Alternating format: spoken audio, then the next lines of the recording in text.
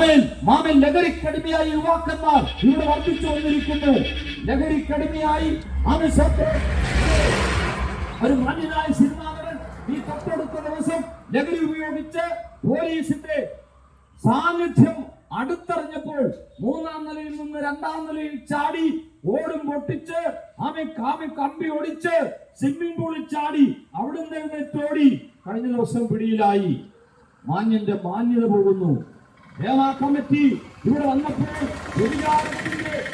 സ്ത്രീകളെ നശിപ്പിക്കുന്നതിന്റെ കുത്തകയായ നക്ഷത്ര ശോഭയുള്ള വിഐപികൾ അവരുടെ സ്വന്തം മക്കളുടെ കൂടെ ജാമ്യത്തിന് വേണ്ടി തലമുണ്ടിട്ട് നടക്കുന്ന മ്ലേച്ഛമായ ദർശനങ്ങളാണ് കേരള ജനത കണ്ടത്. പ്രിയതി, ഈ കൊടും വിപത്തിൽ നിന്ന് നിങ്ങളെ രക്ഷിപ്പാൻ ഒരു രക്ഷകനുണ്ട്. നിങ്ങളുടെ നിരക്കും കേൾക്കുന്ന, നിങ്ങളെ മുന്നിച്ചാകുന്ന, നിങ്ങളുടെ അവസ്ഥ കാണുന്ന അങ്ങനെ ഒരു രക്ഷകനുണ്ട് പ്രിയരെ.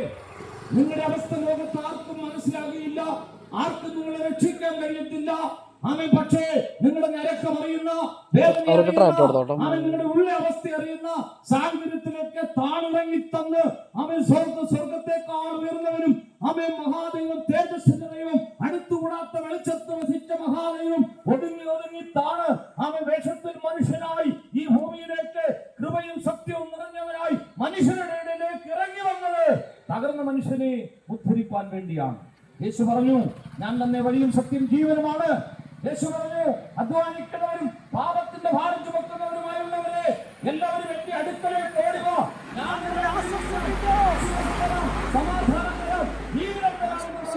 ഒരേ യേശു. ആ യേശു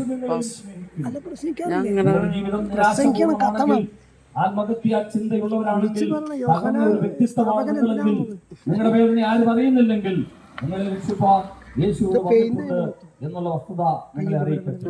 എന്റെ ഭാര്യ ക്യാൻസറിന് അടിമയായി. 2 മാരകവും ക്യാൻസർ ലീക്കിംഗ് തുടങ്ങി ആശുപത്രി ചെന്നു. മുറിച്ചു കളയണം, പെട്ടെന്ന് മുറിക്കണം, അല്ലെങ്കിൽ നിങ്ങളുടെ ഭാര്യ മരിച്ചു പോകുമെന്ന് പറഞ്ഞു. പല പരീക്ഷണങ്ങൾ നടത്തി മരണം ഉറപ്പാക്കി. എന്നാൽ സാധുക്കളായ ഞങ്ങൾ സ്വത്രം യേശുവിനോട് പ്രാർത്ഥിച്ചു.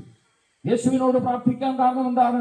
യേശു പറഞ്ഞിട്ടുണ്ട്, നിങ്ങൾ എന്റെ അടുത്ത് വന്ന് പ്രാർത്ഥിച്ചാൽ, എന്നോട് നിലവിളിച്ചാൽ, നിങ്ങളുടെ സന്തോഷം പൂർണ്ണമാകുമ്പോഴും, നിങ്ങളുടെ ദുഃഖം പൂർത്തീകരിച്ച് മാറ്റിത്തരുമ്പോഴും ഞാൻ നിങ്ങളുടെ പ്രാർത്ഥന കേൾക്കാമെന്ന് വാക്ക് പറഞ്ഞ ഒരേ ഒരാൾ, ചതിക്കാത്ത ഒരേ ഒരാൾ, വാക്ക് മാറാത്ത ഒരേ ഒരാൾ നസ്രായ യേശുവാണ്.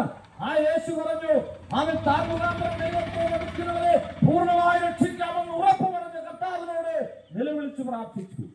വീണ്ടും പോയി പരിശോധിച്ചപ്പോൾ അത്ഭുതങ്ങളിൽ അത്ഭുതം. മുറിച്ചു കളയണമെന്ന് പറഞ്ഞ 2 മാരടവും മുറിക്കേണ്ട, യേശു തൊട്ടു സൗഖ്യമാക്കി.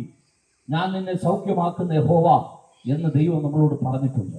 പാപത്തിന് പരിഹാരം വരുത്തിയാൽ ശാപത്തിനും പരിഹാരം വരുത്തുന്ന, രോഗത്തിനും പരിഹാരം വരുത്തുന്ന, സകല ഊരാക്കുടത്തിൽ നിന്നും രക്ഷിക്കുന്ന ഒരേ ഒരു ദൈവമുണ്ടെങ്കിൽ ആ ദൈവത്തിന്റെ പേര് യേശുക്രിസ്തുവാണെന്ന് ഞങ്ങൾ ഇവിടെ ഉച്ചസ്ഥലം വിളിച്ചു പറയുകയാണ്.